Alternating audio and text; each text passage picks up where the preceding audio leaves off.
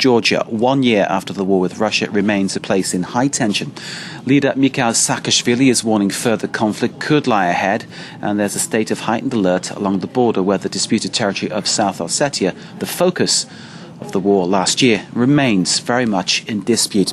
France 24 international correspondent Cyril Vanier joins us now from Georgia. Cyril, Moscow has not excluded the use of force. Tbilisi warns of further conflict. This sounds like a very volatile situation.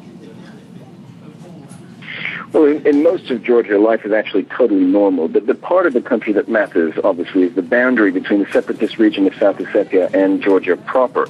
Now, I spent the day traveling along that line, and even though gunshots were fired on several occasions last week, it was very quiet when I was there. And certainly there's been no injury or damage to report, and there's no reason to believe that either side is preparing a major offensive.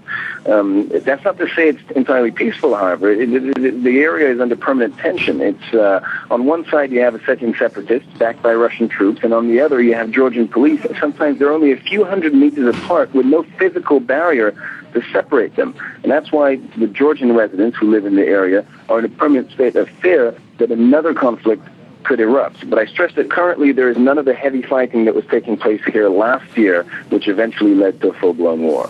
So a state of tension. Cyril, as you're talking to us, we're showing images of the war last year.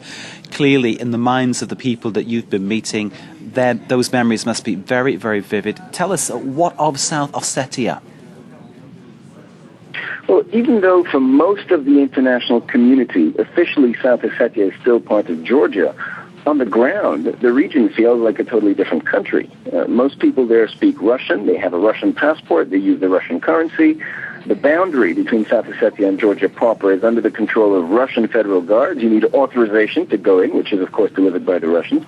And most of the Georgians who lived there before the conflict left their homes.